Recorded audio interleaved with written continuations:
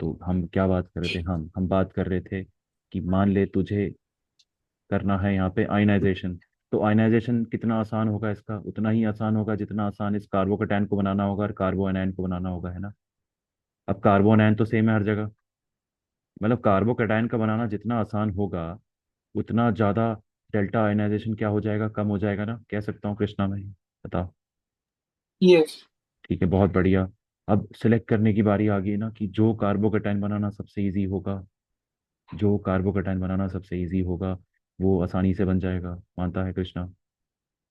हाँ ठीक है। सर। अब बात यह है, मैं सबसे पहले रेजोनेंस वाले ढूंढ लेता हूँ उसमें से, है ना। रेजोनेंस वाले कौन कौन है, तो रेजोनेंस वाले सबसे आसान होते हैं बनाने, तो रेजोनेंस वाला एक यहाँ, ये एक ये रहा। ठीक है। ये है हाइपर कॉन्जुगेशन वाला, ये तो है सबसे घटिया। तो मतलब क्या है, फोर्थ नंबर पे क्या आना चाहिए, ये जो फोर्थ वाला ये सबसे घटिया होगा ना, सबसे ज्यादा आना चाहिए ना। कार्बोकटाइन देखो कृष्णा, सबसे गंदा कार्बोकटाइन कौन सा है, फोर्थ वाला है ना। हाँ, फोर्थ वाला है। तो सबसे ज्यादा इसी की आएगी ना। तो देखो आंसर तो आ गया है, लेकिन हम लोग तो ईमानदारी से करने वाले लोग हैं, है ना। अब बात करते हैं अगला नंबर किसका आएगा। तो अगला नंबर किसका आएगा जो रेजोनेंस वाले नहीं हैं, वो कौन से हैं। फर्स्ट वाला है ना, ये तो बस हाइपर कॉन्जुगेशन स्टेबलाइज हो रहा है ना।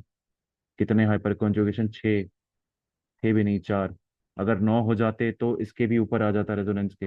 हमने पढ़ा था ना कि ये ज्यादा स्टेबल होता है, याद आ रहा है कृष्णा। हाँ सर। ये ज्यादा स्टेबल होता है किससे, इससे, है ना, मानता हाँ। है। बट ध्यान रखना है मार्जिनल डिफरेंस होता है, तो इसकी वजह से क्या इसका आंसर वन होना चाहिए फिर, तो वन वेरीफाइड। अब टू और थ्री के बीच में बात कर लेते हैं कि टू और थ्री में से किसका ज़्यादा होगा। तो देखो इन जनरल हमको क्या पता है कि ये थोड़ा ज़्यादा स्टेबल होता है किससे, इस वाले से। ये हमने पढ़ा है ना, पढ़ा है कि यस। नहीं पढ़ा है बता। हाँ सर। तो देखो यहाँ पे भी तो सेम ही सिनारियो है, बट यहाँ पे ना दो थोड़ा सा कुछ अलग है। देखो यहाँ पे दो अल्फा हाइड्रोजन भी हैं, यहाँ पे भी दो अल्फा हाइड्रोजन है, थोड़ा सा मदद करने के लिए। पॉसिबिलिटी थी, पॉसिबिलिटी थी कि ये इससे ज़्यादा स्टेबल हो जाता। बट मैं वही कह रहा हूँ कि क्योंकि हमारे पास डेटा नहीं है और किसी ऑथर ने बैठ के सवाल को बनाया है, तो इसलिए आंसर क्या होना चाहिए, ये होना चाहिए। तुम एग्जैक्ट ऑर्डर तो नहीं बता सकते, है ना, क्योंकि एग्जैक्ट ऑर्डर कौन बताता है, एक्सपेरिमेंट। कौन बताता है, एक्सपेरिमेंट, इसके ऊपर कुछ नहीं होता। और उसी एक्सपेरिमेंट ने बताया था कि इसकी स्टेबिलिटी इससे ज़्यादा होती है और इन दोनों के बीच में मार्जिनल डिफरेंस होता है। क्या होता है, छोटा सा डिफरेंस होता है।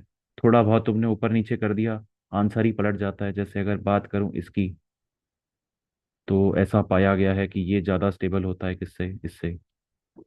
अब ऐसा मैंने किसी किताब में पढ़ा था रैंडम, हो सकता है एक्सपेरिमेंटली कुछ और हो, क्योंकि अगेन ऑथर्स की सोच है, इसलिए हमें पता होना जरूरी है। बात समझ में आई, बताओ। ठीक है। हाँ सर। ये ध्यान रखना कि एक्सपेरिमेंट सबके ऊपर आता है, ठीक है।